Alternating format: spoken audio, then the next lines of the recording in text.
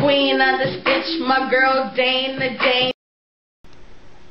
Hello there, my crafty knitters. Welcome back to Knitted Oak's channel. Today I'll be showing you how to, I'm showing you how to distribute your stitches onto your double pointed needles. It was requested that in my double pointed needle tutorial that I did not show how to distribute the stitches along the 4 working needles, or the 4 holding needles. Okay, so I'm working on a hat right now for my BF, and I decided, normally I don't show my tutorials in such dark colored yarn.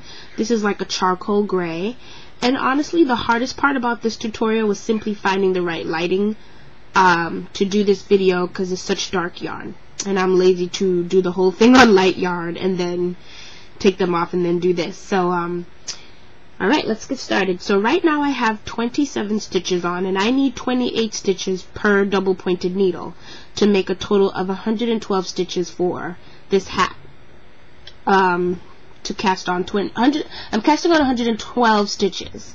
Okay, so far I have 27, so I'm going to show you 2 methods of how you can distribute your stitches along your four double pointed needles. I'm tongue tied here.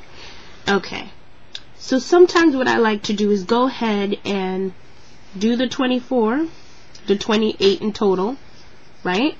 And then I'd get my other needle to start and just put it in between those 2 stitches like that, and treat it as though it's the one that I was doing the whole time, and cast on, right? And then what I would do is take it out of that loop and hold it down. Now this might seem difficult, but it's really not. And then I just drag it tight, and then I'll go ahead and continue to cast on my desired amount of stitches.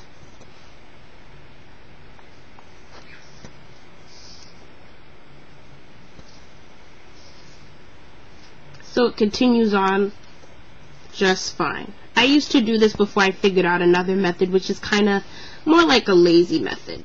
Okay, so I've finished casting on my stitches onto my second double pointed needle. But on this double pointed needle, I have a total of 29 stitches as opposed to 28. Okay, and you're probably asking yourself, well, I thought you only wanted 28 for your pattern. I do. So that last stitch, which is 1 extra, is actually the first stitch of my next needle. So I go ahead and I get my next double pointed needle, and what you do is you're going to slip. I'm trying to make sure my thumb's not in the way, but you get that underneath there. Well, the whole thing would be fine. Would be perfect, right? So you get your needle under that first stitch and you slip it off, just like you're going to slip a stitch. And then you secure your other stitches by inserting them down, making sure they're tightly in the middle. Then you're going to take that double pointed needle you just put your last stitch on, or your first stitch on, and you're going to turn it upside down. And then you're going to put your hands through like you normally would, and you're going to make sure that you don't cast onto the old needle, but this one, if you want, you could drop it down, and you just continue to cast on as you would.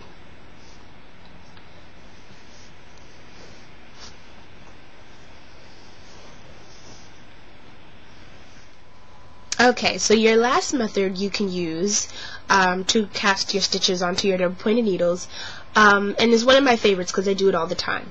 You can cast on all the necessary stitches for your pattern onto a straight needle, right?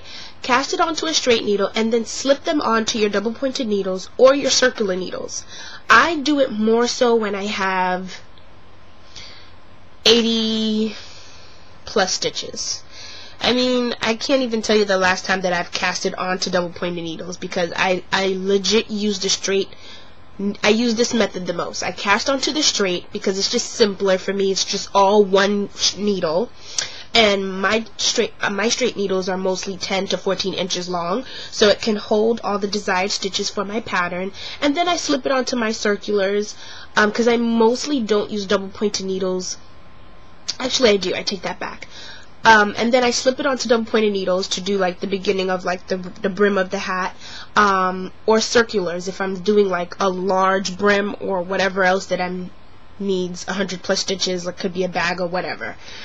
So yeah, so that's another method that you can use. So I hope this was helpful.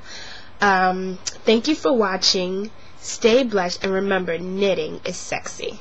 Bye.